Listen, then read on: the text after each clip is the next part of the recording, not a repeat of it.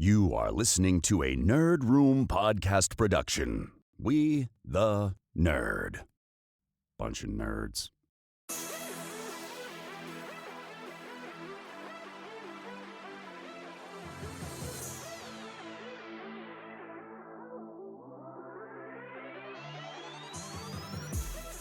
Hey everyone, and welcome to Nerd. We talk all things Star Wars, Marvel, DC, and beyond. This episode number 292, we're discussing DC Fandome, including the Batman, Black Adam, The Flash, and much more.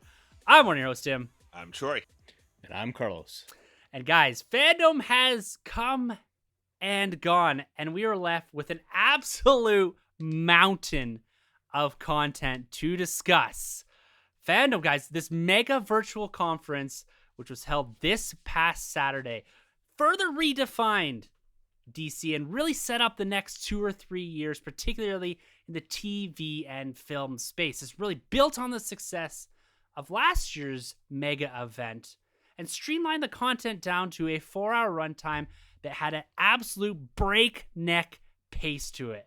And I cannot wait to discuss everything from that Batman and Flash trailer, the Black Adam trailer. We've got behind the scenes for Aquaman 2 and Shazam 2, all the HBO Max films and TV shows, including Peacemaker, Blue Beetle, Batgirl, DMZ, Caped Crusader. We got video games, guys, and there's a whole bunch of other stuff to mix in there, including a major change for Superman. So we're not going to waste any time this week. We're going to jump straight into it, and we're not even going to do our Week of Nerd because we have so much content to get to. We got to wait on that plastic. And we'll talk about it next week, of course. But guys, let's just fire off straight into it. DC Fandome.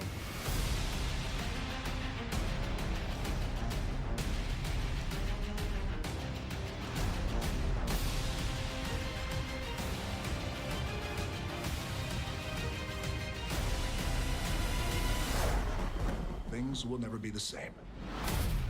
All right, gentlemen. The hype was on another level this past Saturday. We experienced this together, both virtually in the DM and with a lot of our friends online and in live stream. So we've talked a lot about this, but now we've had a couple days to digest this event, digest the Batman trailer, digest what is happening in The Flash, and all of these amazing reveals and announcements from inside of DC Fandome. Yes, this is covering a lot of stuff that has been announced, but this to me was really a state of the union for DC film and TV. This was formulating and really laying out the plan for the next 2 to 3 years and really firmly setting their foot on the gas for DC. For the first time in a long time, guys, we have a very clear picture as to what DC film and TV is and the directions they're taking with some of their staple characters. Very, very exciting event. A lot of hype across the board, both inside of the community and fandom as a whole. But I gotta get your guys' first thoughts here. Your overall thoughts on fandom. Now, I'm gonna go over to my dude Troy here to kick things off. Give us your high-level thoughts here, man, on fandom. The announcements, the trailers, the experience. Did it meet your expectations? Take it away, my dude. Yes, sir. Yes, sir. Yeah, no, DC Fandome, the anticipation was real because ever since the first one back in 2020, I've been craving another event. And man, when this came, the DM, it was the sequel to last year with our DMs. We were in there going crazy. And, there were some things I felt like they did a lot better than last year. Some things I also felt last year they did a little bit better. But this year, I really give them an applause for their host. I loved that they had Tiffany Smith. I remember back on the AMC days and Collider from Jedi Council. And she's such a nerd, and she's been working with WB for quite some time. And I felt like she really carried that show pretty well. So it had a nice kind of flow going on. And I like when they inserted trailers like Black Adam, the Batman, obviously at the end, and then some goodies in between. And I like that they still kept it comic related as well. Like they gave us a lot of cool things to do with Static, and then they also went over to the video game side as well. So they hit all sorts of fandom in the DC umbrella. And so all in all, for me, I really had a blast with it. I still think I preferred the first one a little bit more just because they gave us things that we had no idea was coming. They gave us some Yeah. new announcements, but this year they did a really good job on delivering from the announcements that they made last year and giving us a nice, great segment and pieces and chunks of goodies. So it's a win-win for everybody, but I had a lot of fun with DC Fandom. But I gotta give a shout out to you guys, because you guys really made me just have a blast with this whole event. It was the DMs. The DMs were live. So all in all, it's a win, man. It's great. It's funny you say that because I was extremely worried going to this event. If I had like one aspect that I was concerned about, it was that the DM was not going to live up to your expectations, Troy. It lived up So- for sure. Yeah, it did, man. It was a ton of fun. Now, we got to see a lot of Batman, and we need to hear from the goddamn Batman himself. DC Fandom, how was it for you? Man, I loved it. Like I was kind of hoping for the best, bracing for the worst, and it, like Troy said, it just delivered. It was the evolution of what we got last year. A shorter event, but I think it was just the right length of time, because any shorter, like, it could have been more concise if you wanted it to be, but then you lose that kind of convention and big event type of feel, right? Then it's just like an infomercial type of thing. And if it starts getting too long, then you get pieces of filler that's going to alienate those segments of the audience that you're trying to woo in, right? Like guys like me, dyed in the wool, will be there for, put it on for 10 hours and I'll be there the whole time. But you don't want to lose those people that you got excited last year that maybe felt they missed out because they skipped it and decided to dial in. So it was, like Troy said, like a nice balance of everything. You got just the right amount of video game stuff, just the right amount of movie stuff, just the right amount of comic book, and they touched on everything. And I loved how they gave the things that were appropriate to shine those moments to shine. Like in that comic book space, what's the most important things for them? The Milestone relaunch and Superman. And that's what they could have talked about all these different Batman books that they have coming, or like the Wonder Woman 80th projects, but they didn't. They just focused on the two most imminent and important things. And same with the movies. Like, I felt a little bad for The Rock that after like all these years of anticipation, he comes out, people are hyped, and then he gets the doors blown off of him by the Batman. But at the same time, like, that is our next movie out of the gate. So sure, why not? And yeah, man, it delivered for me. And like I said, it had that convention feel. It was long enough, and then we're just got that DM cooking back and forth, back and forth, back and forth. And yeah, man, like, honestly, the only disappointment was the one that I gotta own. I gotta take that one because I saw Ed Boon, and I'm like, Troy, Injustice 3 planted that seed. We were both convinced we were getting Injustice 3, and then when it didn't happen, we're like, oh, this sucks. I was like, oh man, but that was my own fault. I gotta own that one, man. You and me both. I gotta own that one. I'm right there with you both. I really liked this event this year. Last year was something special because we had been in a weird space for quite some time on pseudo lockdown. We hadn't really gone back out into the real world at this time yet.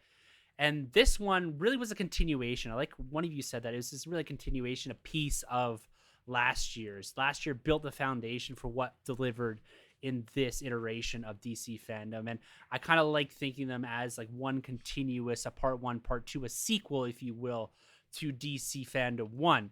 And I kind of agree that, yeah, we didn't get some big, huge announcements, but my expectation was never that. My expectation was we need to see the stuff that is going to be that foundational material for the next 2 or 3 years. We need to see the Black Adam. We need to see more of the Batman. We need to see the freaking Flash. And it delivered on all that for me. It exceeded, actually. Both those, or all of those trailers, exceeded my expectations on how much hype and nostalgia and excitement they actually brought me in the moment. Now that we've actually stepped back and had time to digest some of that, I still feel that same amount of hype for all of those properties. And I think that's the most important thing. Like, in the moment, I don't think anyone can deny that they were excited about those things, especially us that are ingrained in here and in the trenches with it and sat down and did live streams and all this. But having a few minutes to breathe on it and you're still maintaining that hype level, That is the important piece coming out of this, right? That is to control the narrative that we talk about all the time with DC, and that's what they're doing here. They've shown us so much content here that they actually owned an entire day on social media inside of most of fandom discussions, which is really impressive. I at times felt like I could not breathe in between segments. It was like the Black Adam, and then this, and then oh my god, this, and then the Blue Beetle suit, and then the Flash trailer, and it's like, oh, Keaton's back. It's like, what is happening? It was a lot of information to digest, and to be honest with you, any big announcements might have gotten lost in the sauce there a little bit. It might have gotten lost behind the Flash or lost behind the Batman, and so there's more events, there's more time, and I'm really digging this. And I think the only thing I can knock on it is the big scaping virtual stuff. You lose a little personality in there at times. But other than that, like, we kind of got to accept this because otherwise we don't get it. You know what I mean? Like, the idea that this is virtual and it's free and it's accessible to literally everyone across the planet, including different languages, that, like, there's nothing on planet Earth like this in fandom that is this accessible with this low of a barrier for entry, with this many avenues explored for the entry of a multitude of different types of fans, whether you're young, old, whether you like Blue Beetle, whether you like Peacemaker, whether you like dark stuff, video games, it was all there for you. So it was really cool to see all that. And shout out to Flula. That guy didn't get enough love. The Batman trailer kind of sucked all the air out of the room. But man, I was in stitches listening to that guy when he was hosting this segment. And I also thought that was pretty cool too, is how they had a personality from each kind of, I don't know, like pillar of DC. Like you get to the Suicide Squad stuff, Flula's running it, and then you get to the CW stuff and Javicia Leslie's running it. So I thought that was kind of neat too, that they had a star from somewhere in that franchise kind of guiding the conversation for a big section of it. So that was kind of neat, I thought. Yeah. I also like the news / stuff with Iris. I thought yes. Cool. Yeah, that's cool. Yeah. Yeah. Popping up and be like, oh, something's happening. So let's get into the content, guys, here. Like I said, we have an absolute crazy amount to get through here. So let's just jump into it, guys. Let's talk about HBO Max. Let's kick this one off in a big major way. This is the platform that is going to be absorbing a lot of DC content over the next couple of years. It's going to be really used as a launch pad for several franchises, both TV and in the film world. So Peacemaker, number one here. We knew this trailer was coming. James Gunn had announced it. We know who Peacemaker is. We know what this is roughly about.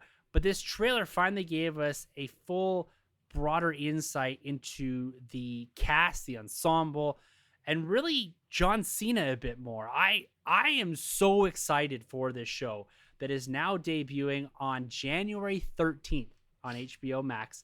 And Crave up here as well, or are we stuck without it? No, we'll get this one. Oh, anything that's made by HBO, okay, by perfect. rights we should get. So perfect. So Carlos, talk to me here about this Peacemaker trailer, Cena, and the larger ensemble that we're seeing put together around him right now, including that freaking eagle. Oh man, Eagly is he's the bird. But yeah, no, this one got me excited. I actually was really taken aback by how sincere it was, and just kind of the human emotion that they had woven into the story. And I got the most excited just listening to James Gunn's enthusiasm over like his passion for this project and how excited he was about the things that they allowed him to do and where he wants to take this thing. So you really got the sense that this wasn't ticking the boxes. We need to get a character from the Suicide Squad in an HBO Max show. It was, I have this idea. I'm really excited about it. Will you work with me to see it happen? And so that was cool. And even to hear Peter Safran talking about it and just give you a little glimpse as to where the executive mindset with DC is now and Warner Brothers was, man, it was exciting. And yeah, I'm all in for Peacemaker, and let's see if he's a joke or not. Yeah, I think this is going to be, I think Cena's shining moment is going to be this real breakout, because he's he's been in films, but he's usually part of an ensemble, not carrying a film. And he's going to carry this. Yes, he's got an ensemble around him, but he's got a lot of the work to do, a lot of the heavy lifting to do for this show. And Troy, the show's been building momentum for you over the last couple of weeks, last couple of months. Now that we've got substantial amount of footage in front of us, is that mindset fully changed? Is it a January 13th, day one watch for you? It most likely is, and that all falls to the power of James Gunn's directing. This guy is a character director, and the fact is, you look at the catalog and the history of John Cena, and for me, it's never impressed me. I haven't been a Cena fan outside of wrestling. I haven't been a fan in his Hollywood acting career. And if you go back to this time last year and you told me Peacemaker's show, I think he was even announced this time last year, but I wasn't into it. I wasn't into the Suicide Squad. After seeing the Suicide Squad, seeing what James Gunn did with John Cena's acting chops, I'm completely in, because he's found his groove for this character, where to fit in. And now that we're getting, 8-9 episodes, I suppose, with this character, I'm totally for it, man. It's James Gunn's DNA all over it, because I think he wrote 4 or 5 episodes, I think you guys mentioned. I think he did 6 out of the 8. Yeah, so he's done he quite a wrote bit of most of them, and episodes. then directed quite a few of them as well. Right, yeah. So no, that has me right there. And then the ensemble, you can never go wrong with James Gunn's ensemble. It's fantastic what he does with those, the character building alone. It can be the most wacky character, it can be the character that takes himself so seriously. It doesn't matter, he's gonna deliver on these guys. So no, I'm there. I'm day one. I'm watching this. I mean, we're getting it here over in Canada, so I'm on board, and I'll probably do another rewatch of the Suicide Squad, because that's still my favorite superhero film of the year as of right now. So I will definitely give it another shot, and then I'll check out the show. I'm excited, man. Yeah. Excitement across the board here. The show that no one asked for and everyone wants. Yeah.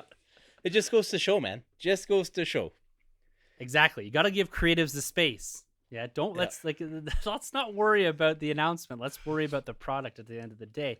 And then we can put our 2 cents into that and then move on to the next thing, because the next thing here is Blue Beetle. So a very much long-awaited film. I believe it's a film. I thought it was a show first, but it's a film on HBO Max now. Yes. Yeah. Which I believe was confirmed here inside of DC Fandome. We've got Zolo from Cobra Kai, which we've got a new season coming here in just a few months, I should say. End of December, he's taking up that title role of Blue Beetle. We got a first look at the suit, a very electrified blue suit. Looks relatively comic accurate, and we got some insight from the directors, from the creatives here, which was actually what put me over here for Blue Beetle. I have zero concept or idea as to what this character is, or really who this character is, but the excitement, and this is something I think that we saw percolated right through DC Fandome, is the creatives were excited to be doing their work, to being involved with certain characters and being given the free reign to develop these ideas in the directions that they wanted to go. And so that's what's got me hyped for Blue Beetle. Like, the suit looks awesome. Troy, let's talk a little bit about Blue Beetle here, being an HBO Max film, an exclusive release, likely inside of 2022, maybe early 2023. I'm not too sure on this one, but it's coming. They haven't started much here. We got a first piece of concept art. Yeah. This was not exactly an announcement, but it was an expansion on something that we have known, and the creatives, man, they're super excited for this one. Yeah, for me, it's all about the creatives. I don't know nothing about them, but their passion was huge throughout that whole panel, and you could just see how much they love the property, and the culture is real, man. So no, for me, I'm super on board with it. I don't know much about the actor from Cobra Kai, but I think he's a breakout on that series, if I'm right. Yeah, he's really good. Yeah, so that's cool. My only gripe is I'm still a big screen movie guy, and I feel like if this is a HBO movie, put it on the big screen first. I really feel like it's kind of a missed opportunity. I get it why they're doing the HBO Max thing, but I feel like there's so many other things on HBO Max that's driving your audience there anyways. Why not put this out on the big screen and get even a wider audience to come check out and support this film? That's my only thing. But apart from that, Blue Beetle, well, the second Blue Beetle this is Hyman, right? So yeah, so I'm only familiar with him when it comes to I believe the Young Justice and the Brave and the Bold. That's where I've kind of played around with this character, and it's a little bit of fun, and like I think the suit's kind of like a symbiotic. It's like a symbiote of some sort, Yes. right? So I think that's fascinating, and I think something like that screams to be live action. To see that dynamic between this character and his costume, I think that's gonna be pretty cool. And if they can make some ties to the original Blue Beetle for my boy Grabs, because I know he's a big Booster Gold and the original Blue Beetle Mhm. fanboy, but and I'm sure they will, because I think they even showed it in the concept art, right? That we see his name in the background there. So Yeah, it's Cord Industries is in the background of the picture. So right. Is it Ted Cord? Is it or yeah, Ted Cord's Ted like the Cord? original Blue Beetle. That's right. That's right. So no, so I'm excited for it. I just, like I said, I'm a theatrical guy. So if you put this on the big screen first, I'm there day one. But okay, I mean, going back to what Carlos said, if this is an HBO Max, then we'll get it over here in Canada anyways on Crave, I believe, right? So Mhm. at least I'll still be able to get my eyes on the screen. So I'm there, man. Yeah. Yeah, it's such an interesting debate, the theatrical versus HBO Max. I'm kind of of two Yeah. minds from this. I can see both sides of the argument. I can see the need and the desire to put these properties onto HBO Max, but also, as you were saying, maybe some of the negative aspects of taking it away from the big screen, not being able to experience that. And do you take the character away a little bit from having a more wider, more pervasive look from Mhm. audiences? So I wish there was some way that we could, it's impossible to do, but Yeah. some metric, right? Like who will get more eyes on Blue Yes. Beetle, HBO Max or the big screen? Right. So It's I tough. have no idea. I Yeah. have no. You look how good Ant-Man does in the theaters. Yeah. Blue Beetle is not stepping too far outside of that, to be honest with you. But Carlos, Blue Beetle. Oh man, you look at the passion that like Angel Soto, I think, was the director from Charm City Kings, and like, well, even today, like him and Zolo, they were kind of going back and forth on Twitter. Like, we feel like Blue Beetle, like we didn't get to say everything we wanted to say about it, and we didn't get the hype that we wanted to get out of it, but like we're so passionate about this project, and it was so cool. And just like listening to their mindset about, they have Jaime and how he's going to be submerged in the superhero culture, but the most important culture is the fact that he's Mexican American and he can't act like a normal superhero hiding his life from his parents, because Mexican American families don't function like that. So he's got to make them part of the Yeah. equation and part of the conversation with what he's doing. And it just that that's their mindset, and you just watch him and the writer, the the chemistry that they have together. You know that we're gonna get something Yeah. pretty special out of this movie. I know they announced who the costume designer was today, and the lady that's doing it, she's got a few pretty sweet MCU movies under her belt, so we know that that costume is gonna deliver. And yeah, Jaime, he's a pretty interesting character. And I love that it's going to probably tip a little closer to him and his family and his experience, as opposed to being a Ted Cord show where he's the mentor, Mm. kind of grooming Jaime. Like, Yeah. I think they'll intersect a bit, but that these guys are clearly going to be focused on Jaime has got me pretty excited about this project. And yeah, you know what? If it gets off the ground, I kind of think that they could grow this into something grander, and maybe we see, so to speak, our Avengers assemble on HBO Max, but we get the big screen team up movie Mm. kind of thing down the line or something like that. So yeah, it's pretty cool, man. Like, I defy anybody to watch these three gentlemen talk about this movie they're putting together and not wish them anything but the utmost Yes. success. Yeah. 100%. Yeah, they put off this a very, very palpable vibe Yeah. inside of that. And Batgirl's another HBO Max getting similar treatment to what Blue Beetle is. It'll be an exclusive film on that platform. And it had also a very similar vibe to the short panel they did for that, with the creatives being very excited. We got Christina Hodgson returning to DC to actually pen this. We've got Leslie Grace in that role of Batgirl, embracing it in so many different ways. We got this cool announcement that she is, of course, going to have red hair. She's going to wear a cowl, not a mask. And they showed us the first concept art, to which my oldest daughter flipped the freak out about it. It was really great to see her reaction. She's a big fan of Batgirl. That's who she's going as for Halloween this year. And for her to see a realization of a character that's going to be on the small screen, but we're going to get a film out of it. She was super excited. And I know we had mentioned on the live stream that she was going to come in to review it with us at some point. And she was watching and apparently flipped out about it and asked me as soon as I came upstairs, do I get to come on the podcast to talk about Batgirl? She was ecstatic about it. And so again, this goes to DC providing those avenues in for different fandoms, in for different people that want to see themselves reflected on the big screen, on the small screen, in these characters. So continue with what you were saying there, Carlos. Did you get that same sense of excitement around Batgirl that you did for Blue Beetle? Yes, but it was different. With these guys, with these directors, and with Leslie Grace and Christina Hodson, they gave me the vibe that they are sitting on the biggest secret ever, and that they know that what they have is something just baller and is going to be super special, and they can't wait to unleash it on the world. Like, it was it was just as exciting, but it was different. It was like, whereas the Blue Beetle guys were really excited about bringing this thing to life, these guys were like, just wait. Yeah. Just wait. We know what's coming. We know exactly what we're going to deliver to you. And just wait. Yeah. You're not ready. You're some rumors floating. There's some Batman rumors floating. Yeah. So, man, I'm excited. And like, Christina Hodson's a hell of a writer. I love the stuff that she's put together, and Leslie Grace's enthusiasm for it. And I love that she's got a bit of a, like, not a chip, but she knows that she's got those doubters and those haters out there. And I think she's going to bring it. And yeah, there's a few people that I'll squeeze them into a Batgirl shirt myself if I have to down the line, because I think this girl's gonna kill it.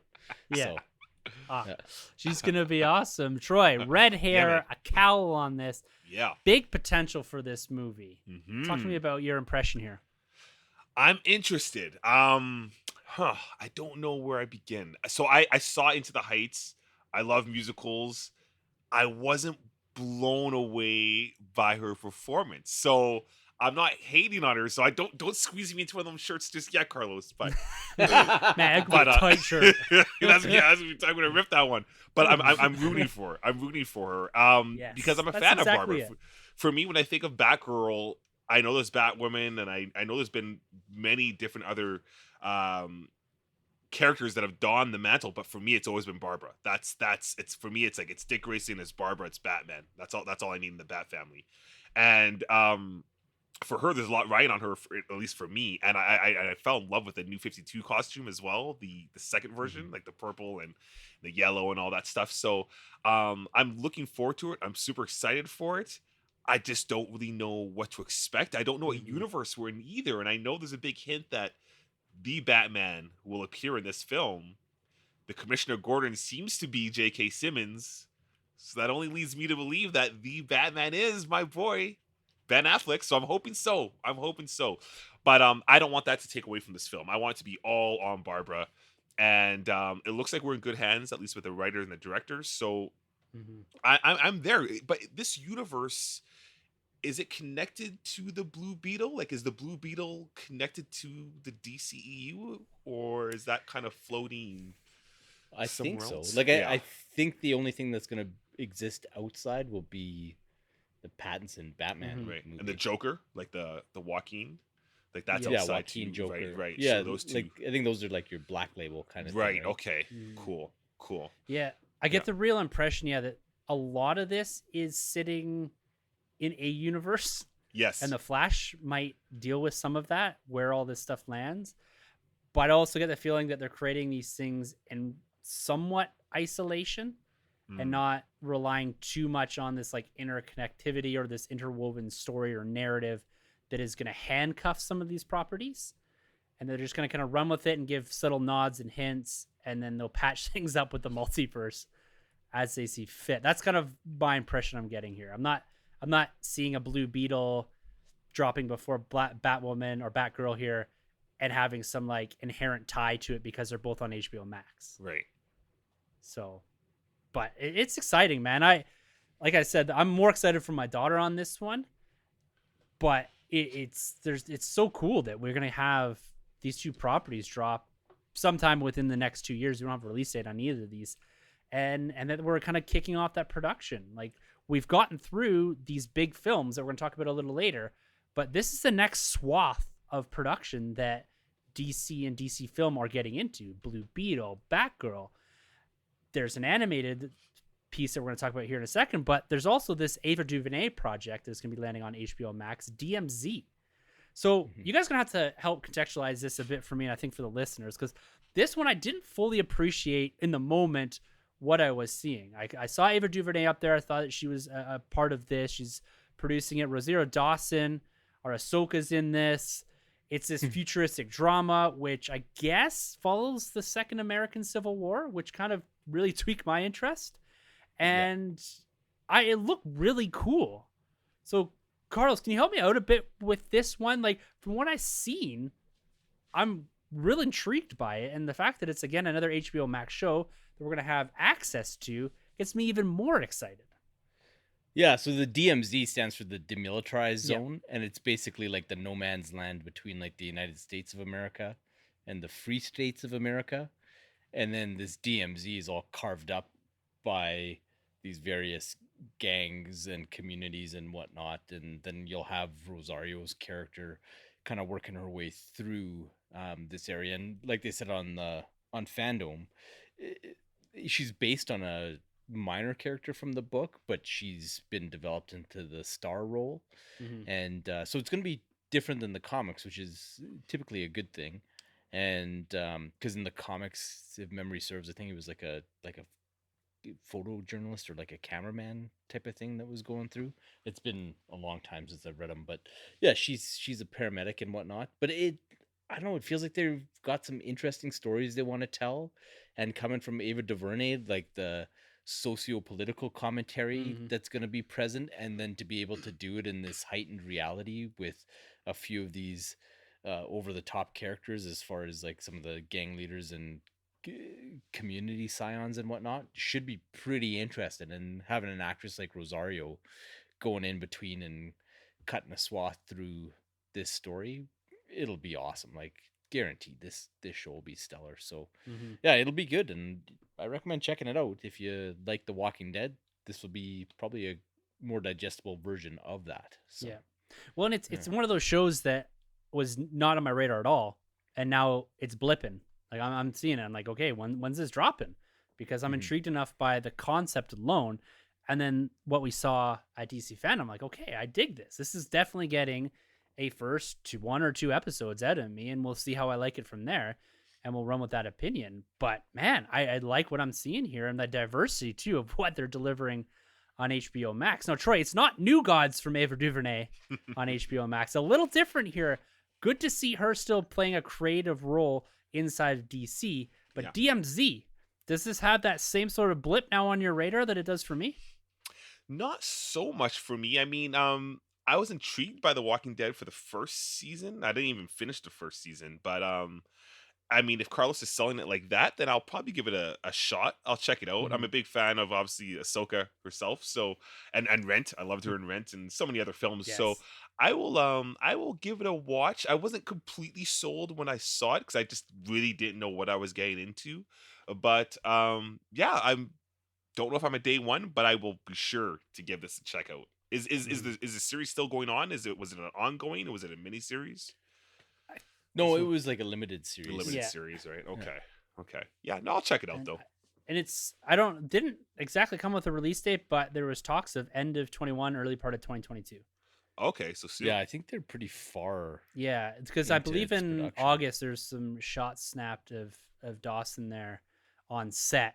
And so, yeah, they've definitely well into production on this one. So it should be dropping soon and really starting and amping up HBO Max. You know, as we talk about this more and more, I'm starting to get a feel of a 2021 vibe to Disney Plus on HBO Max here, where we spent a year being like, okay, when's the stuff coming? You know, in the absence of the pandemic, there's not a lot of content going on HBO Max other than the stuff coming from HBO proper, right? There's quite a few HBO Max original series in that, but in this comic book movie world space, we had to wait the better part of a year, if not longer, to actually get stuff onto Disney Plus, to feel like that whole production was actually moving forward consistently enough that we were getting something every 3 months or so.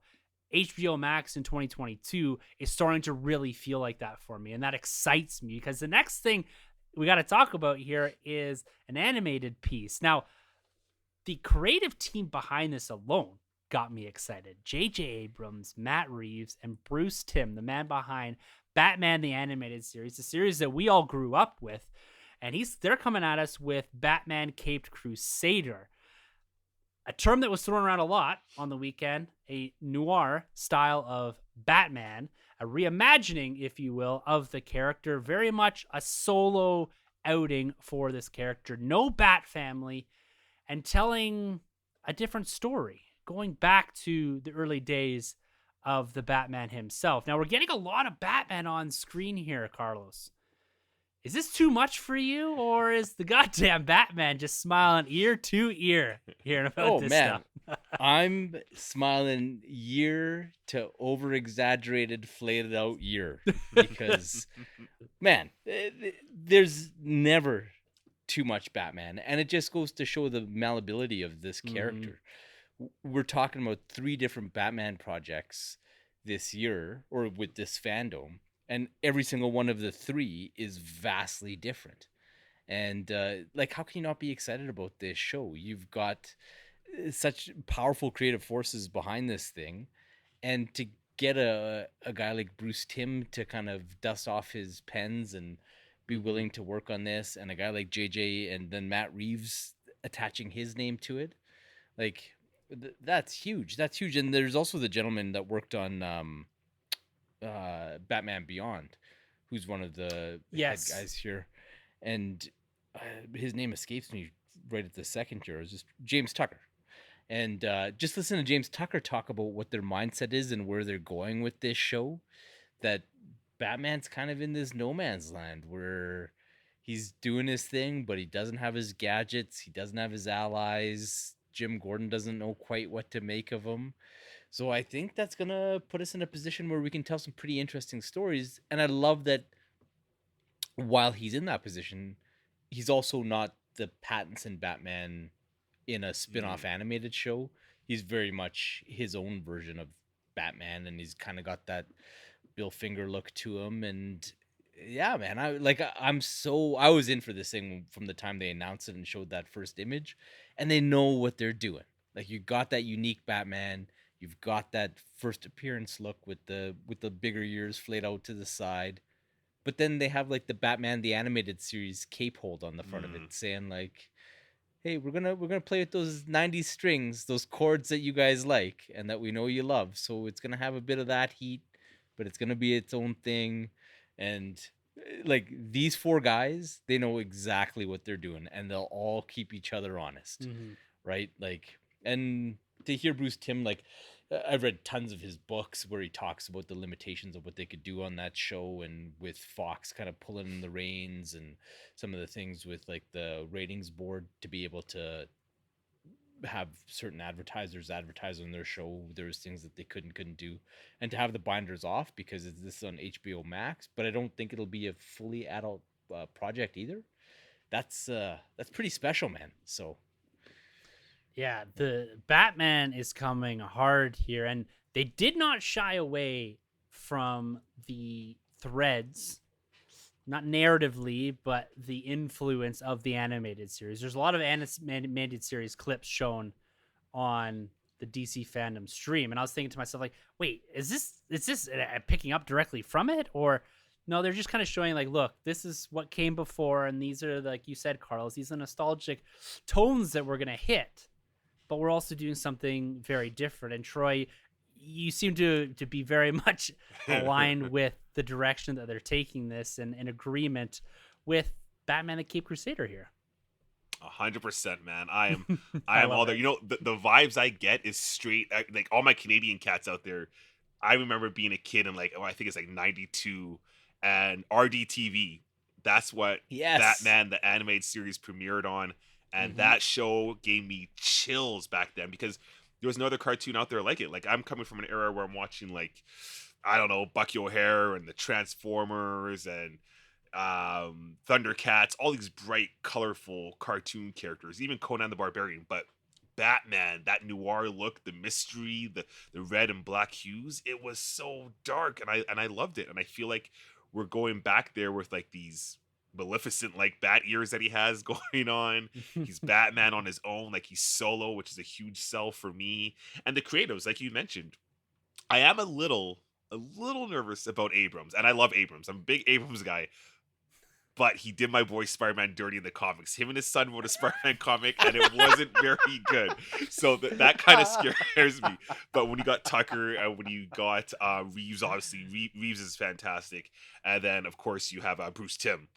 Bruce Timm alone sells me on this whole series, and then you back him up with those other two fellows. Like, I'm completely there. So I'm super stoked for this, man, because I've been craving like that noir mystery like Batman, and maybe even grounded animated characters that he's going to go up against. It's going to be good. It's going to be solid.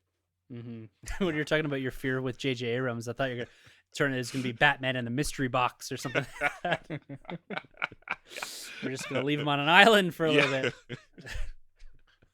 So that wraps it up for HBO Max. We cooked through that stuff, but we got to keep going at this fandom-like breakneck pace. And we're going to head over to the video games on this one. I got to turn it over to my two dudes over there from the Nerd Room Arcade to talk about Suicide Squad Kills the Justice League and Gotham Knights. Now, from a guy, before I turn over to you guys, from a guy that's sitting on the periphery of all this, there seemed to be a lot of what I would be familiar with cutscenes, the cinematic stuff that they were showing, and not a lot of gameplay. I think we got a lot of that last year, but I believe, like, from my perspective on the video game stuff, this was like the pitch to sell to the non-video game player.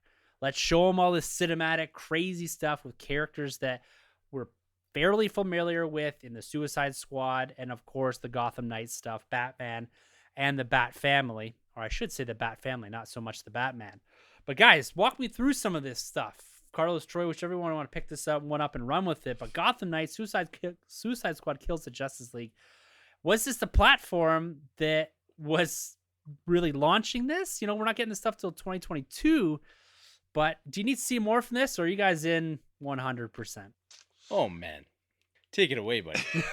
Well, you know, I was already sold on Gotham Knights. So Gotham Knights, you're good. Sealed deal. You maybe go out there and get the console just for you. But when it comes to this game, the Suicide Squad, they've had a little bit of work to sell for me. I believe it's a first-person shooter. I think it's a cool, interesting idea of the Suicide Squad taking down the Justice League in video game form. I wasn't a fan of it in the comic book form, but I am a fan of it in the video games. I think that could be kind of fun. The cast, I'm not necessarily that gung-ho over, but we've mentioned in the past before here that could easily change. You could easily add more characters to the roster, hence Bloodsport, Peacemaker. But I feel as a gamer, it's been over a year now, and we still haven't had enough gameplay to go off of here, which is really, really weird in the gaming space, because when you look at so many other things, it's either you get a bunch of gameplay first, and then you get like the cutscene for the second trailer, or vice versa. But normally you're going to get some kind of gameplay in there because you got to know what you're working with here. For instance, Marvel not too long ago had this huge kind of hype fest for the upcoming Marvel Knights video game. It's like Wolverine, I think Doctor Strange, and Iron Man. And the trailer sold everybody. Everybody was like, wow, this looks great. But there was zero gameplay.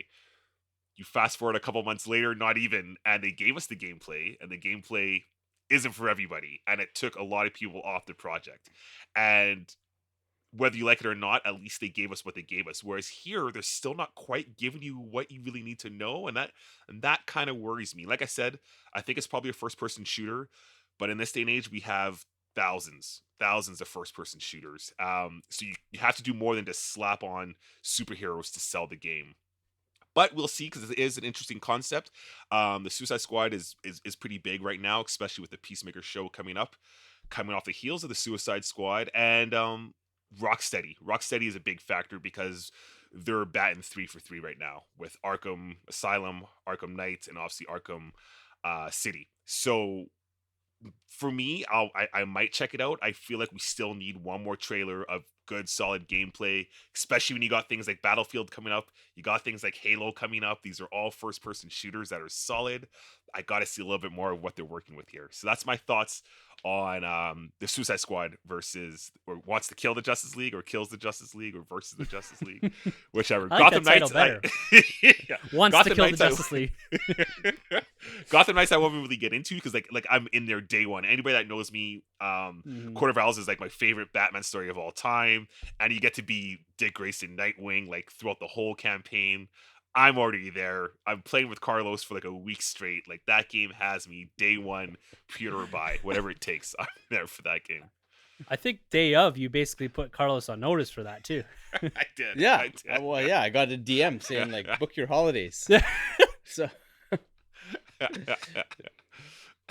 So Carlos, man, so take me through some of these video games and where you stand on these. You know, again, I kind of had the same feeling as Troy. Is like it didn't feel like enough, but did it need to do any more for you?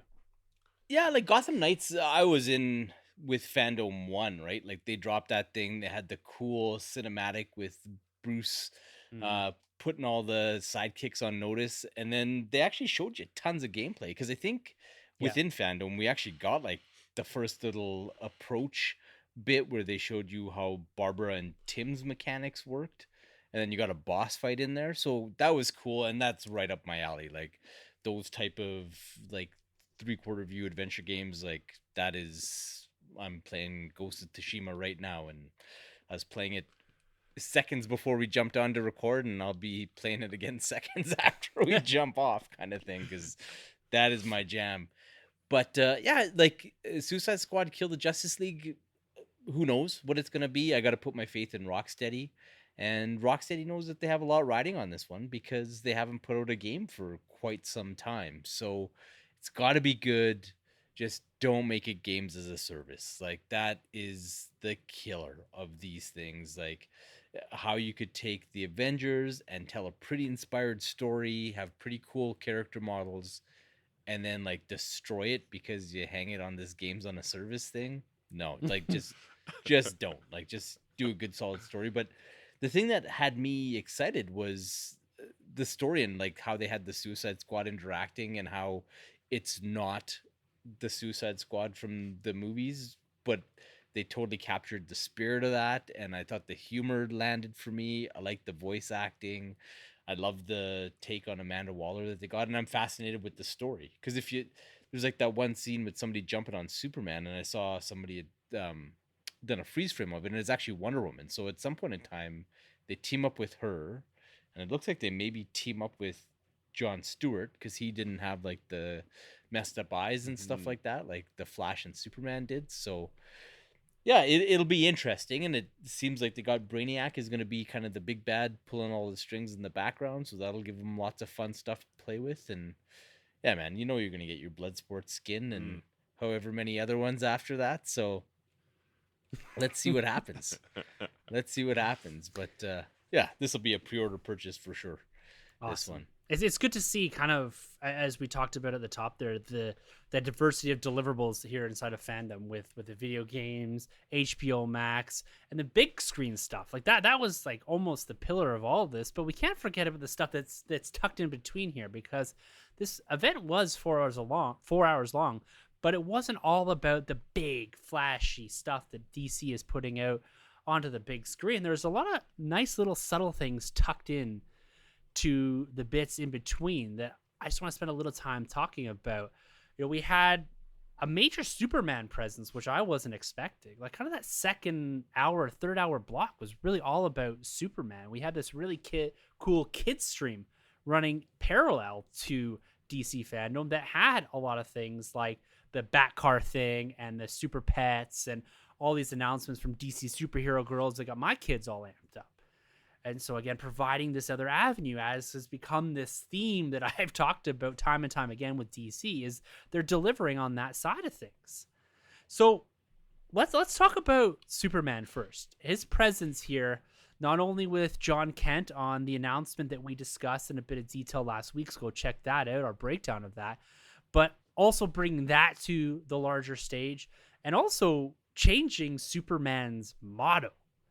So his motto, as like, I don't even know how much this motto is actually used in the comic books, truth, justice, and the American way, but they've tweaked that to bring forth again this big transition in DC, and I love what they've changed it to here. Right, it's a much more inclusive, much more broadly represented sort of motto for the guy, for that symbol of hope for the world. And they've modified that to truth, justice, and a better, is it for a better tomorrow or a better tomorrow? And for a better tomorrow. Yeah. Truth, justice, and for a better tomorrow. Like, how is that not just so perfect for Superman and what he represents? And almost this position he took in DC fandom. Like, that to me, outside of, some of these big announcements, that to me was almost like the shining piece of DC fandom, and really a nice pivot on DC's part to represent what their company is and will continue to be going forward. All inclusive, diverse, having representation from all walks of life, and inviting anybody in to this fandom space. So I absolutely love that. Troy, man, Superman's motto, this change, this all-inclusive nature of it. You digging what they're doing here? Absolutely. I think it's long overdue for Superman to kind of, I don't think necessarily as a character evolve, because I think he has done that, but I think for his slogan and for kind of like the overall look and just his saying, because everybody knows that old saying, the American way, and I think it's time that it's actually changed. So I found that pretty appropriate. It came out of nowhere. Like, I had no idea that was even on their radar, but I applaud DC for doing it, and that's many things that DC's been doing, because they've really been putting in that work to kind of be a little more woke these days, and it's paying off. It's working for them. So that was cool. I think they handled Superman pretty well, but I'm gonna go there because I've mentioned before, when it comes to Supes, my guy, next to Tom Welling, my guy is Henry Cavill. And the only thing that could have been better is if that guy did the Iron Man superhero pose in the stadium and dropped his whole new slogan. I would have been like, fire. I would have been jumping on my seat. But yeah, I guess I was just really just kind of just missing a little bit of Henry Cavill. I really think it would have just been so cool if you got Man of Tomorrow coming 2024, 2027. I don't even care. Just give me that title, or stay tuned. Superman will return in Black Adam, or just something, even like, like the concept art that we got in the Flash of, we got Keaton, we got Flash, and we got Affleck. If we got Dwayne Johnson, we got The Rock next to Henry Cavill, like the world would have been on fire. It would have been nuts.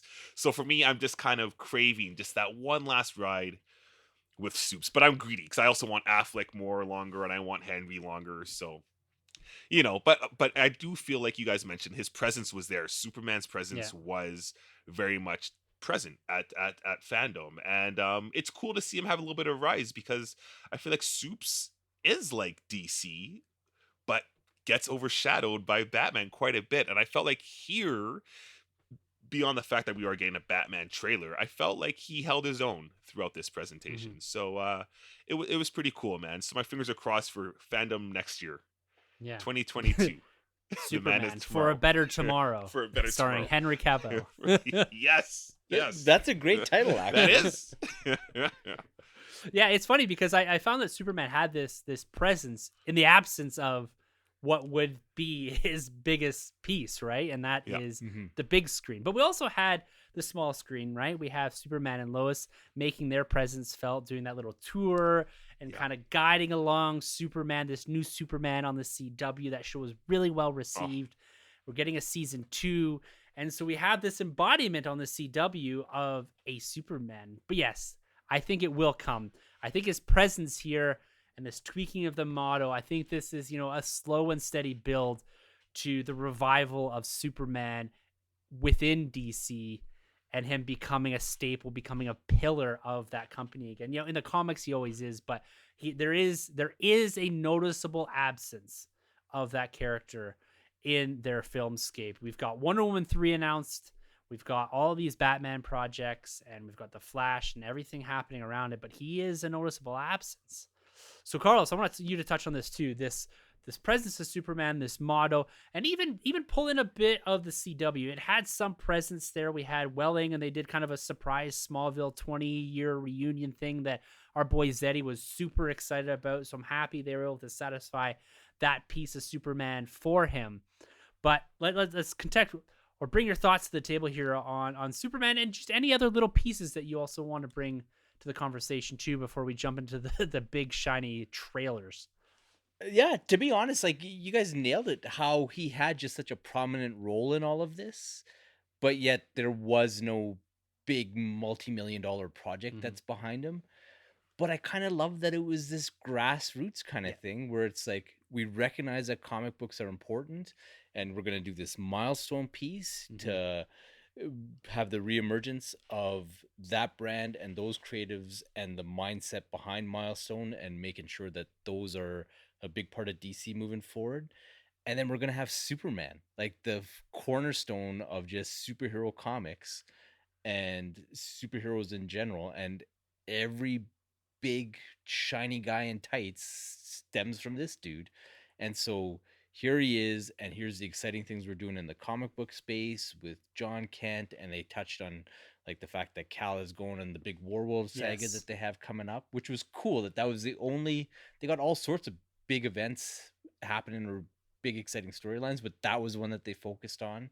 And that you had Tyler Hoechlin up there talking about Superman and Lois and how excited he is, and really kind of establishing that Superman is now going to be taking the place of Oliver Queen as the cog that all the CW spins around. So that was kind of cool.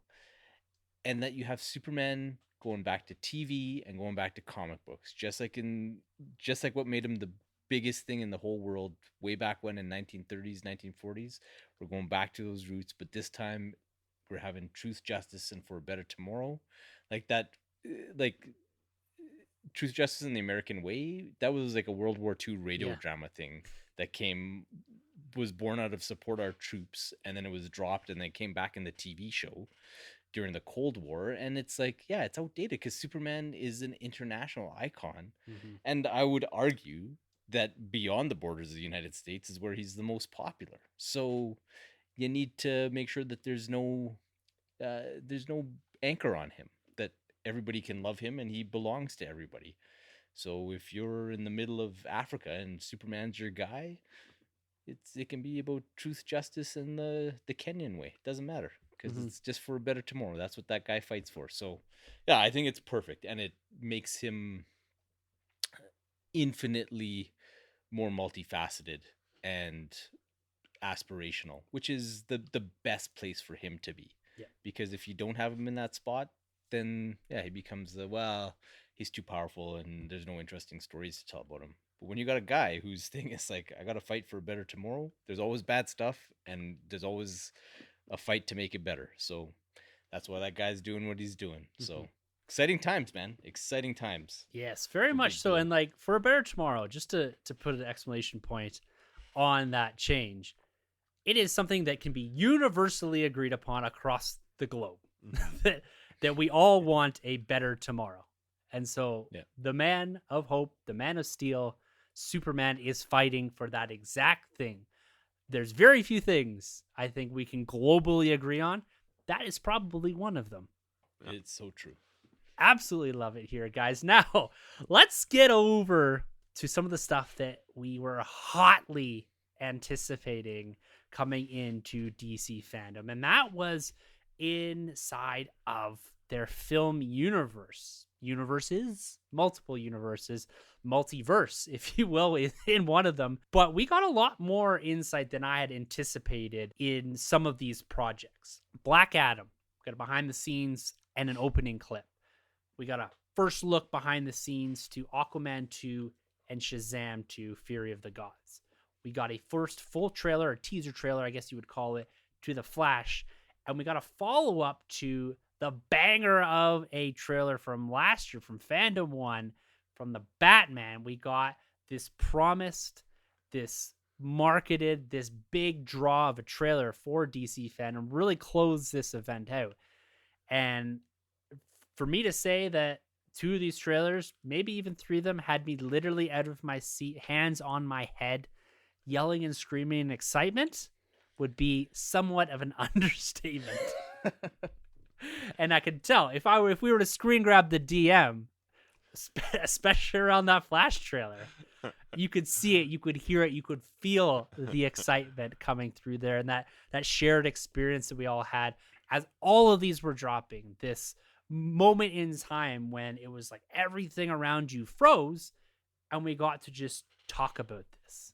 So let's expand on these. Let's start with the Black Adam. Dwayne "The Rock" Johnson. The hierarchy of power is about to change, or maybe has changed, within the DC universe. He kicked off the show, slammed the door open, and said, let's go and check out Black Adam. So behind the scenes, we got a real vibe for how DJ approaches, how the creatives approach this collaborative effort of him and the creatives bringing this character that he has really put his all into, his heart into this character to bring it to the big screen. We've got clips from his supporting cast, Aldous Hodge. We've got just so many people weighing in on what this project is. And then we get to see this killer first scene, or whatever it is, introduction scene. Literally killer. This was intense. This was dark. And I think Troy aptly pointed out, whether it was on the live stream or the DM, I do not know how they're going to juxtapose this against Shazam. So, Troy, why do you pick up on a couple of those threads there from the DM and from this Black Adam behind the scenes, and really this clip looking at DJ for the first time in this suit? Oh man, the most electrifying man out there. I mean, the way Literally the way he started it off, because this is how fandom started, and what a showman for The Rock to kind of come out there, drop this trailer, because I feel like it's been forever now since they announced The Rock as Black Adam. It's so much has happened, and now it's real. It's actually going down, and I mentioned to you guys before, like I right off the bat, I got pure Doctor Doom vibes done properly when we saw the entrance with the cloak and him disintegrating the skull. Got a little bit of Mortal Kombat going on there too. It was amazing, and I'm just so happy. I mean, it's a small trailer, it's a small clip, but I'm so happy that DC is giving you the Black Adam that you have in the comics. Like, this guy is a bad dude, at least as of right now in this clip. He's a bad guy, and I think it's really only been DC to kind of stick their heels in when they're telling you a story about a bad guy. They're telling you a story about a bad guy. We'll see what Sony does with Morbius, and even he's kind of changed into that anti-hero at some point. But Marvel's not really doing this, and no other really studio is giving you a bad guy-centric film. We saw what DC did, obviously, with the Joker, and that was fascinating. That's more of like a character study. I'm sure here will be a little bit different because we're getting an ensemble with like Dr. Fate, and Hawkman as well is going to be in this movie. But I feel like Dwayne's just going to own this role, because he even says, like, I was born to be Black Adam. So I'm like, all right, man, like, that's all on you. You look the part. But I'm there. I'm completely stoked. But again, I just feel like it's such a great statement piece to start off fandom with this trailer. It was electric, man. Huge. Beautifully put. Statement piece. I really like that, Troy, because that does. It speaks volumes for the direction they're going with this. And I like that they didn't show his face in that clip. Yeah. I found that, like, that made him so much more imposing. Like, he's like a very imposing human being, but he's also The Rock, right? He's also the guy that has invited you into his life, 80 million of us into his life via Instagram. And so he has this approachability about him, and they've got to put some separation between that and this character. And I think showing the scene the way they did, and not really ever having him framed up, and seeing DJ with the suit on, I think that's important. I think that's intentional, and I think that really landed for me. Was it the way that they approach this? This is, like you said, this is a villain. He may be an anti-hero by the end, but he's kicking this thing off in the modern day as a villain. Now, Carlos, my man, we're counting down here to something big with the Black Adam. We've been talking about this line and how important it is. Did it deliver here at the opening for DC Fandome?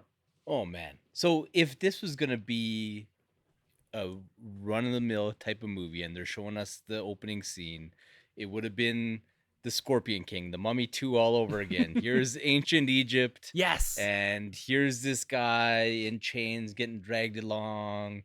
And then somebody says something mean to him and he gives the people's eyebrow. And it's like, oh, there's a Black Adam in there.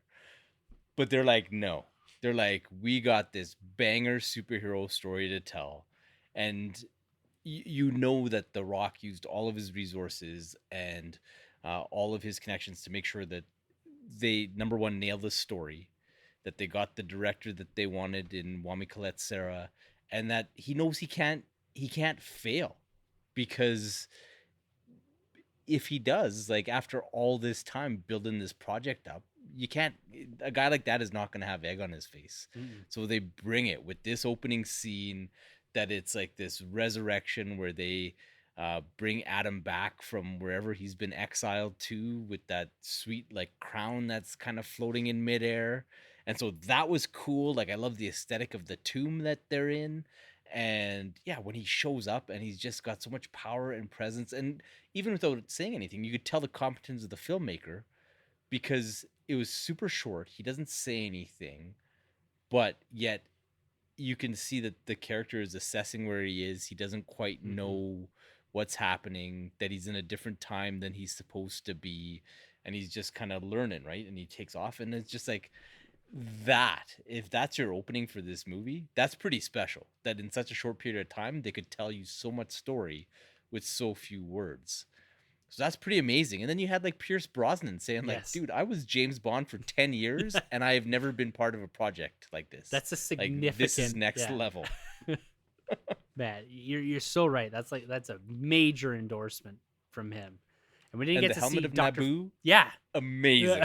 Yeah. It's this project is blowing up. July 29th, 2022. Lines in the sand. Theatrical experience for all of us.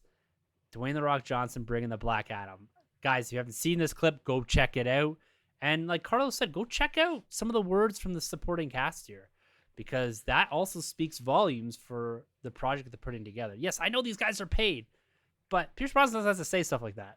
You know what I mean? No, he doesn't. Well, and even Aldous Hodge like seemed super excited about what's going on, and Miss Swindell's there, who's playing Cyclone. Like, everybody seemed genuinely enthusiastic about the project. So I don't know. They, like you said, they seem like pretty genuine people. Like, you've seen them interviewed for other movies, but this one gave you the vibe that it's something that they're really proud of and excited for people to see. So yeah, man. And Troy, at the end of that movie, man, either Henry's there or I got to be off the podcast. I think that's in the contract. You can go into some sort of exile. Yeah, I'll be on one Tuesday and I'll be just Sanjay. Yeah, and then all of a sudden lightning will strike and he'll be back. He's back. And now let's move on to the sequels here. Aquaman 2 and Shazam 2. A couple behind the scenes. A little bit more, I think, than any of us were expecting from both of these films, given that they are mid or towards the end of production. I think Shazam just wrapped up, or one of them just wrapped up. But we got to see some scope here, which was actually the most impressive part for me on both of these projects. Yes, Aquaman 1 was fairly substantial in scope, but this one feels even bigger. And Shazam, which felt like it was shot on a street in Toronto, feels like an enormous movie. It's going all over the place. I got a good pop from the guys. Oh yeah, man, those Degrassi vibes of that first Shazam movie, they're undeniable. Yes, they are. So Carlos, let's talk about these two sequels and what we got from James Wan here. The introduction on the Shazam side of Lucy Liu and Helen Mirren, I should say, not Meryl Streep. But we've got a lot more here. We got some look at the Shazamly. These films they're impressive to me. I can say, call me impressed with both these behind the scenes. Yeah, and you know what? I'm on the same page. I thought that we were going to get significantly less than what we actually got to see. But yeah, with Aquaman, I was honestly just expecting Jason Momoa to say like, yeah, we're filming, and we got something exciting. Yeah, my man. And then show us the two photos that we saw of the original Aquaman costume and the stealth suit. But that he took us behind the scenes and that we got to listened to a few of the ideas as to what's driving the movie, about it being kind of an ecological type story, and that you got to see how globe spanning this movie's gonna be, was pretty cool. So it definitely elevated my hype for what Aquaman 2 is gonna be. And with Shazam, I was pleasantly surprised to hear, I think it's Peter Safran talking about, like, yeah, like he almost admits that we didn't know what Shazam 1 was going to be. So it was just Degrassi with Yeah. a superhero in it. And then that he's like, yeah, so, we came out, people liked it. Now we're ready to spend some more money, which I think is their new mindset with things, where it's like, we're not going to do the Green Lantern and take the big swing. We'll put out a solid movie, and if people embrace it, then we'll kind of move forward and expand. And that's what this one feels like, where the world is bigger and they're going to be going to more locations, and just the scope with like the big epic beasts and things of that nature.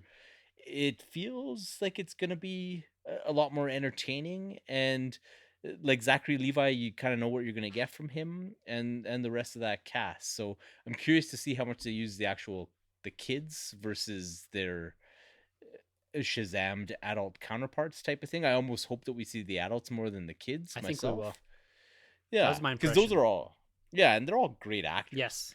And then Lucy Liu and Helen Mirren, I think that they'll have. I don't know that we've ever seen either of those ladies in a role like this, so that should be fun. And yeah, I'm way more hyped for both these projects than I was pre-fandom, which I guess is the whole goal of the event. Marketing at its finest, man. I'm the exact same way. Yeah, I'm more hyped, and I'm very much with you. I want to see more of the older Shazamly. Like they're all named actors for the most part, right? Mhm. They're all people that have chops. Like there's a dude from Riverdale, and there's a dude from OC or whatever it was.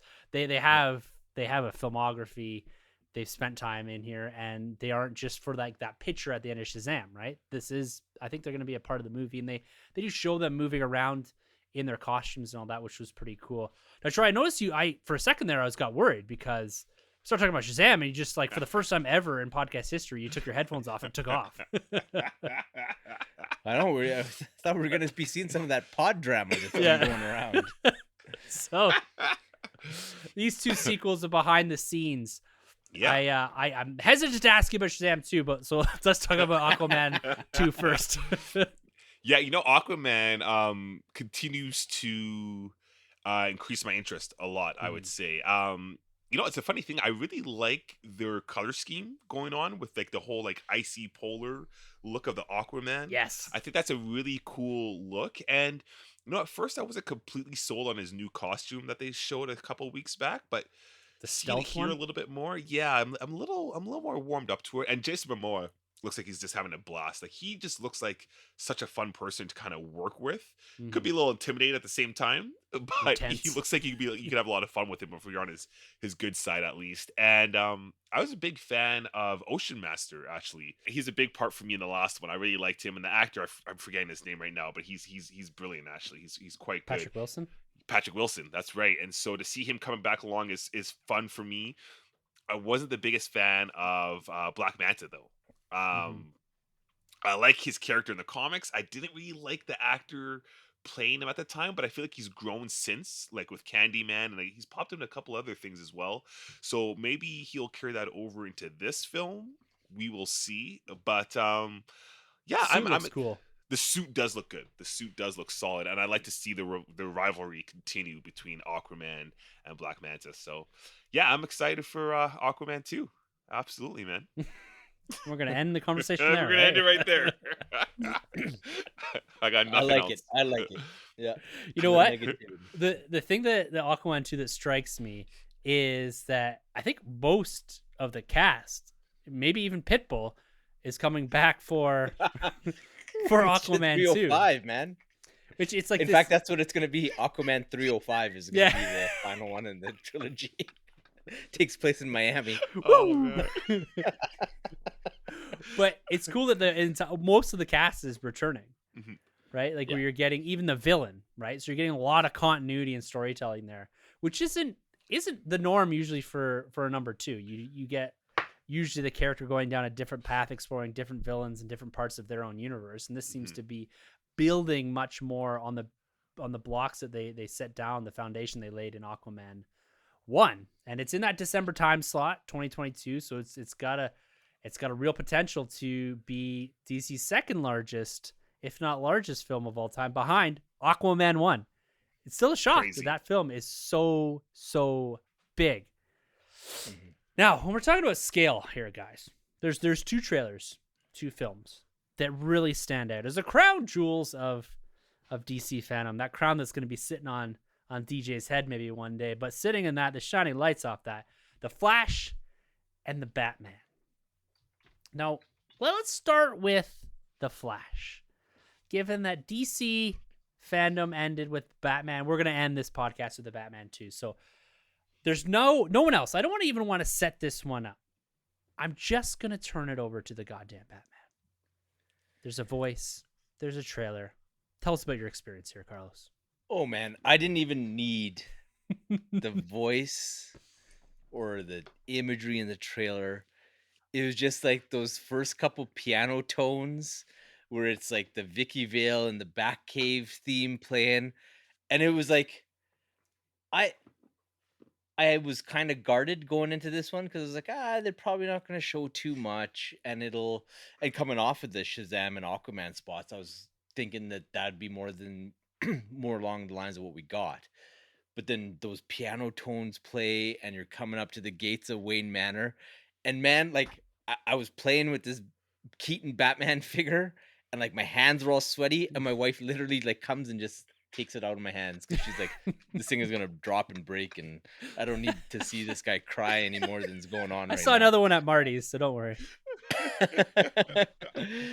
And man, I was just blown away by like the tone of the trailer and just like where they're taking it. Like if you listen, like in that it's Keaton narrating it and talking to Barry and kind of questioning what his abilities are. I was just like, I can't believe that they're taking it there.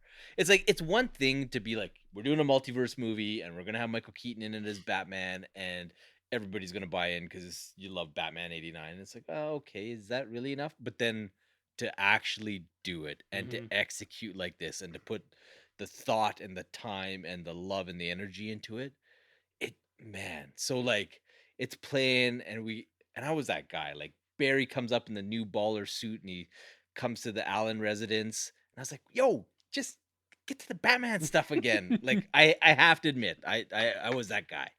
But it was cool. It was cool to see kind of Barry going on this journey and planting the seeds for the mistakes that he's likely going to make as he negotiates his way through manipulating time and space and all those kind of things. And then you get to see the years, but it wasn't even just the years. It's like that Andy Muschietti went in and that he had like those boots on the grates in the Batcave, and it sounded exactly like when Tim Burton had him thomping around in the Batcave, like just that metallic kind of thunk, thunk, thunk. Oh, like I was on cloud 9. Like I couldn't even believe that this was happening. Like I had out of body freaking experience at some point in time, seeing this thing, listening to that guy's voice, seeing the bat suit there that's the same yet different, and oh man, like I am so ready for this movie. It is unbelievable. And then I guess like for Fandom China, they did actually a bigger event, and they actually had the Muschiettis and Ezra Miller being interviewed and stuff. Sasha like that. Calais as well, I believe. Yeah. So and maybe that's why he was so weird when he kind of jumped into the American feed. Oh, man, he was a hot duck there. Yeah. But and I think that's what it was that he was probably not expecting to have to introduce this thing. But yeah, pretty exciting stuff. Pretty exciting stuff that they're talking about with Affleck.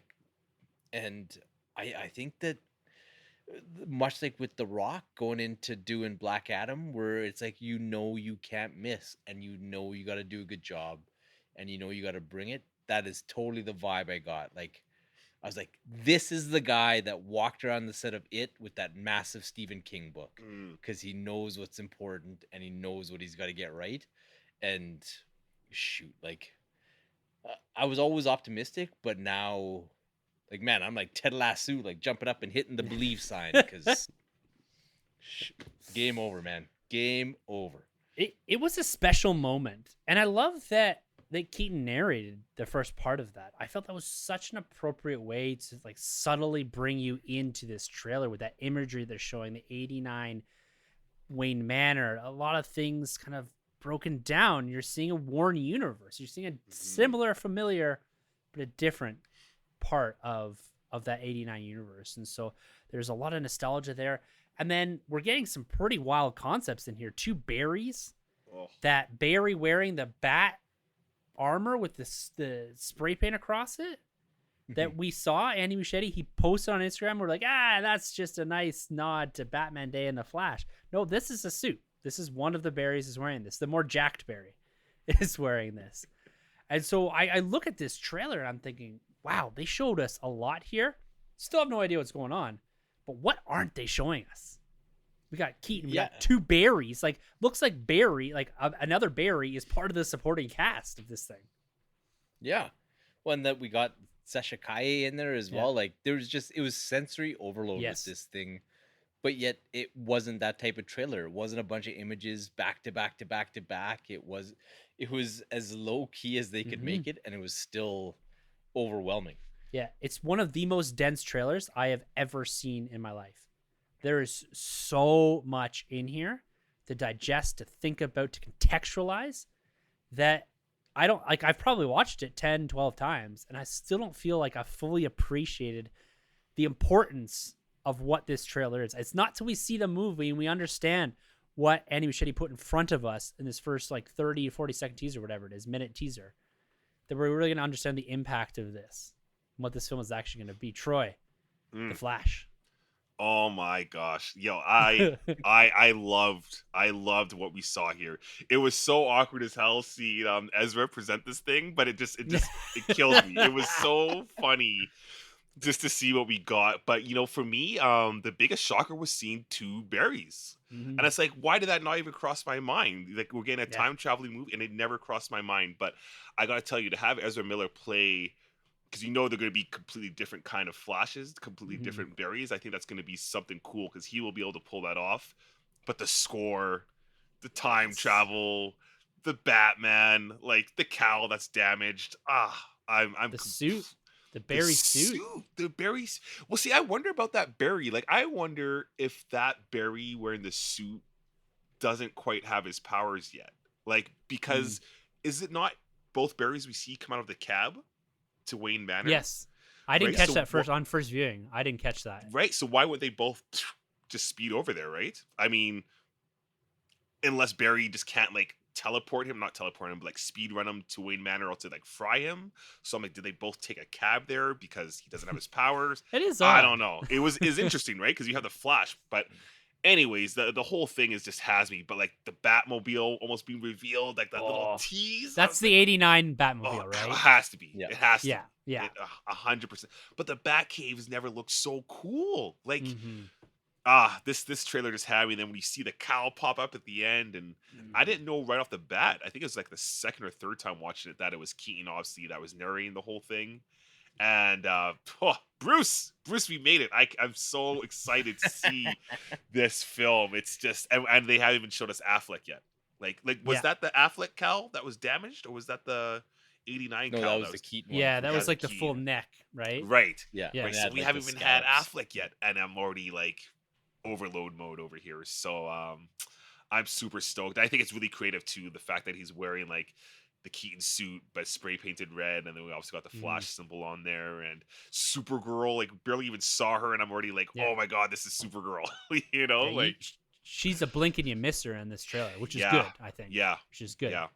They gotta save a lot here. And it was a breathtaking. I was the same as you, Troy. I didn't catch Keaton until a little bit further into the trailer when I was like, it's Keaton, it's Keaton. Yeah. But like, I liked it didn't show him. I think that's cool. Like, Yeah. holding back on that a little bit. It's subtlety. It's Batman in the dark. It's enough of the imagery that you're like, I know exactly what's happening. Gets you amped up, but it saves some of that experience for later, which is I think the tone of a true good or great teaser trailer. So have they confirmed, like, is this the Tim Burton verse for sure? Like, this is what it is, or is this like another kind of like what if the Keaton verse, or is this straight up like, I don't know? They haven't really They said haven't. for sure. Right. They've insinuated that like Batman and Batman Returns are Mm-hmm. canon to what they're Yes. doing and whatnot. Cool. But yeah, Cool. we'll see. Christina Hodson definitely sold me with just the thought and care that was put into what we saw in this teaser trailer. It's like, girl, you got a story here, and I can't wait for you to tell it. Yeah. I'm convinced it's in continuity. It's the Earth 89, if you want to call it that. Yeah. Yeah. Yeah. That's my feeling. I don't see the point in not doing that. Right. Yeah. Like it just makes sense to continue that on. It's familiar, but it's new because how many years have passed, right? Yeah. So a long time. So awesome. Well, let's move on to another Batman in The Batman, Robert Pattinson, the trailer I was anticipating the most going into this. And I can honestly, with full confidence, say it exceeded my ever so lofty expectations for what this could be, should be, needed to be with this movie.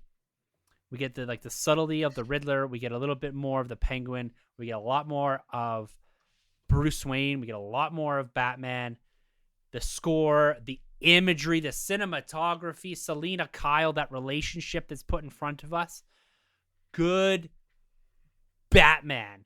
Not even good Lord. Good Batman. Like this, there is something exquisite. There is something so perfectly intriguing about the way this was constructed and how this just has drawn me in a very serious way into this film. The tones of the score that pick up and continue on from the first trailer, it's so enthralling and inviting and engaging in what is going on. Like that score alone, listen to it with your eyes closed without even the trailer up, and it itself tells a story. Fear is a tool. But when that light hits the sky, it's not just a call. It's a warning.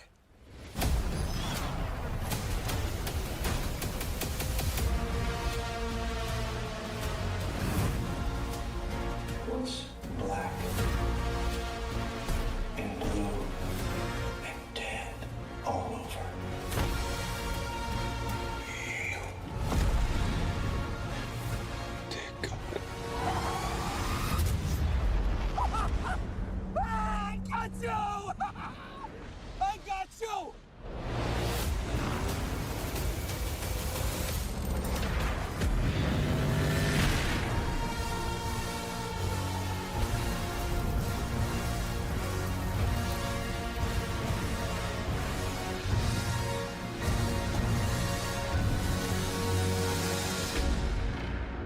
I gotta go to this one again. I gotta go to the Batman here on this one. I'm sorry, Troy. Oh no, I want to hear it. I got to hear this. But whether you're Bruce, the Batman, what are you right now? Because there's a lot of it happening in this trailer. And man, you probably have the world record for most views on that original, the Batman trailer from Fandom 1. Well, what did this one do for you? Man, I can't even begin to tell you the type of impact that this trailer had. Because it's like I had high expectations, but my hype for the movie was always in check. It's like, yeah, I believe, I love what they're doing, but we'll see. Like I need to see a little bit more, and like I'm a believer. I believe in Matt Reeves. I think he'll deliver something solid. But is this gonna be just that next level Batman movie that's gonna blow my mind? And then this freaking trailer drops, and like no hyperbole, I've watched it for hours, like hours and hours, like to the point that my kid literally on Sunday, and granted I was nursing a bit of a hangover after our live streams and everything else, but she comes downstairs and she's like, again, like she's like, you have a problem. And just kind of makes her breakfast and like goes on with her day. But I can't believe how like this trailer is freaking profound. Mm-hmm. Like just like the the way that the music is choreographed to the imagery, and then on top of the music you have just the audio with like the ticking clock and the gunshots, and I've totally fallen in love with how Pattinson looks in the costume Oh now. yeah. Because like much like with the Affleck suit, the still shots don't do it justice. And then the first trailer, um, it didn't do a great job of showcasing the suit. Like we got it, but it was always really fast and kind of very strong angles when we saw it in that first trailer. But here we get to see him in all his glory. And there's that first shot as he's looking up at this signal, and you get to see him all framed out. And it's like, I get what Reeves was going for with this costume, where it's like, you might not dig it when you see it sitting in a prop warehouse or on set pics, but when you see this thing properly lit and shot the way it's intended to, like holy smokes, like his head in the cowl, the years notwithstanding, like that's the superpowers action figure with that square jaw and the way the cowl cuts all the way back to the end of the jawline. Amazing. And then like just the ferocity and intensity and the fight choreography, and like Troy put it best. He's like, this Batman is like the Terminator, where this guy does not stop. And they just sold it. Where like just off the opening beats, like he's taking on like 8 guys by himself, gets shot, kind of shakes it off, and gets off the line for that second bullet, and like just chokes this guy out. And the intensity was insane. I love the scope of the movie, the colors, the everything was interesting. And we've seen so many Batman movies, and how does this guy bring something completely new that we've never seen before? And it was a Batman that I've never seen before, where it's like, yeah, you kind of had hints of this on the page here and there, but we have never seen this Batman in live action or in an animated show. And it absolutely blew my mind. Like I fell in love. In fact, we got a friend of ours who's a massive Twilight honk, and I sent her a text after probably the 15th viewing, and I was just like, "Hey, just so you know, our Pats is now mine." Yeah. And because man, I am all in for this guy as Batman and Bruce Wayne, and he looks great in the costume. How he's like this tall, kind of just muscular enough Batman, and he's got this kind of homebrew gear where this guy's gonna be doing some damage. And like, oh, I could go on and on and on about this trailer, like everything from just uh, the intensity and like to Batman with a bat. Like, how cool is that? Yeah. Man, that hallway scene too, the way it's lit Oh, and shot. oh, and then culminating with Oswald, like Yeah. I still cannot see Colin Me Farrell in neither. that. The guy's buried inside of that. Like I saw a side by side, and I like if you had told me Colin Farrell was in this movie, not told who he's playing, I literally would have spent the entire film looking for him. Yeah. Where is he? Where is he? And it doesn't look like makeup either. No. It's just great, and that's testament to the VFX artists. And you know what? I'm gonna shout out. You can tell that this thing was shot on location with practical Yeah. effects, and like all the grief that they took with having to implement all the COVID protocols and wrestle with that and the challenges that it presented them. Like, I'm so thankful that it was worth it, because it shows on the screen.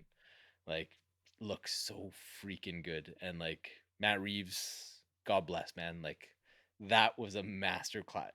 Like, even if I don't get a movie and just I die Just tonight and perpetual just sell that trailers. trailer, I can go meet my maker happy and just be like, yo, that guy made a movie. It's there. Please don't die tonight, though. Troy, bring some of your musings to the table on the Batman. Oh, man. Listen, this trailer, the more I watch it, the more I am completely blown away. I actually watched it before recording tonight. Had my headphones on. My face was right in the screen.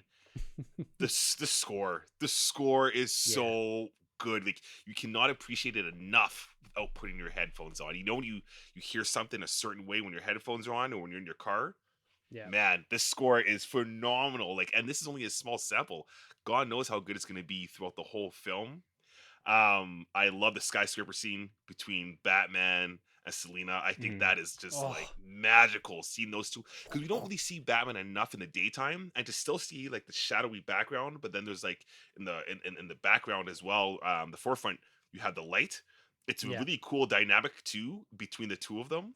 It's something else, and Roger Deakins capturing all this stuff. It's just like, I'm really pumped for this film. But that the final shot for me, Oh.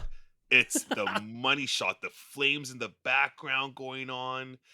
Batman is just ruthless and will not give up, and he's just on his way to hunt down the Penguin. And I love like the cockiness and the swagger to Penguin, thinking that he like outdid the Batman. Mhm. And nope, he comes through the fire. And I thought about it a lot too. This film for me, this Batman, like I'm obviously still like the Affleck is my guy, right? But I've thought about it, and when you go back to the James Bond era, for me, it's like Roger Moore and it's Pierce Brosnan. Those are my Bonds. And then came Daniel Craig, and I was like, I don't know about this guy. And I feel like Daniel Craig, or I feel like Robert Pattinson is like the Daniel Craig of the Batman world. I feel like this guy's gonna be like, this Yeah. film here is gonna be like the Casino Royale. That's like, you can't sleep Mhm. on this one. This one is gonna be something that goes down in the books, but it's a modern take on the character that went somewhere else, and that will become almost like its own classic interpretation Yes. of the Batman. I feel like in my head, that's the best way I can kind of put it together. And yeah, I'm just loving the hits that Batman is giving. I love that machine gun, or the shooting scene going off on his costume. And Carlos mentioned it before, the eyes. His eyes are piercing, and he doesn't have obviously like the thickness of like the Affleck or like the Batman that I'm normally used to, but he kind of has like this vampire-y kind of Mhm. Dracula look going on. It's cool. It's haunting, because he's lanky, but he's kind of like a little bit leaner. And there's something about this Batman that's just different and out of this world. It's cool, man. I really like the vibe that Reeves is giving off. And man, come March time, March 5th, March 4th, I gotta see this film. I gotta see this film so bad, man. I still want to know what they're going with the red hues going on with that color scheme, if that's gonna pay off in the film. But wow, we're in for a treat. This is something special. This one, definitely. Specials across the board. I think Yeah. at one point in time, whether it was in this podcast or online or another podcast, we've all said this is something special. This is going to be a true event film. The return of like a solo Batman to the big screen, a new interpretation, a new adaptation, a new iteration of a character that has had so many different takes on him. Yet this one, like you said, Carlos, feels so different again. And Troy, I love your comparison there of him being like the Daniel Craig. It's like this new era of Batman coming in with a bit of swagger, but it's about to take things in a completely different direction. So yeah, what a way to close out DC Fandome. Like this, my hands were on my head. I was screaming. I was yelling through most of this day. It was an exciting day, guys. It was fun to experience it with you. It was fun to experience with the community. And it's been a blast breaking it down here.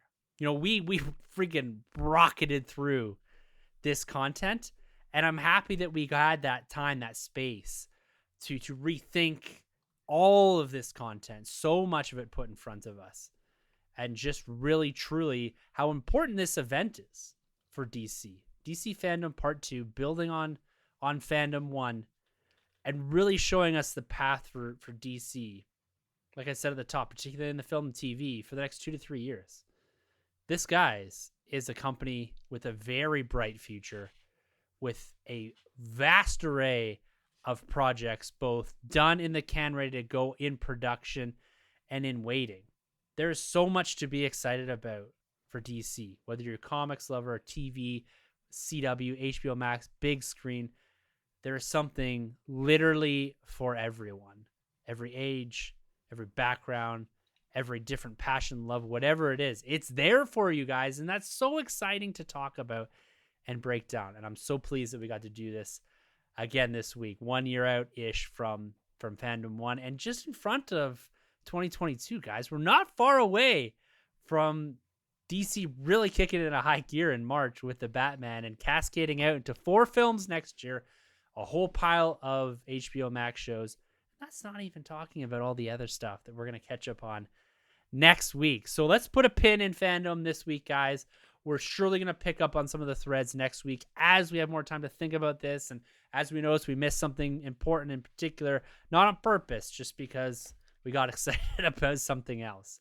Yeah. And shout out to Uncle Todd for making an appearance on Fandome. Yes, we will. This podcast in particular. Yes. Cannot forget about that. There's a lot guy. of spending there. We will pick that up. That plastic piece of it, Uncle Todd, of course. Can't forget that. We will pick up on that next week when we expand a bit on some of the plastic take and even some of the first jump I made into McFarlane.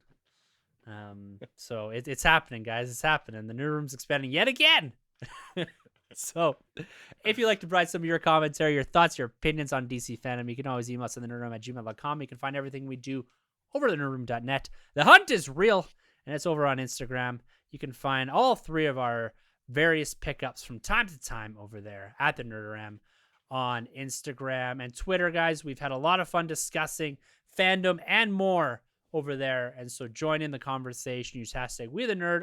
Our handles are at the end of the episode if you want to follow us, add us. Just join in the conversation. Do whatever you want to do, but just get in there and have some fun with us. So, with fandom behind us and a lot more anticipation, a lot more fun to be had within DC. So, until next week, for the Nerd Room, I'm Tim.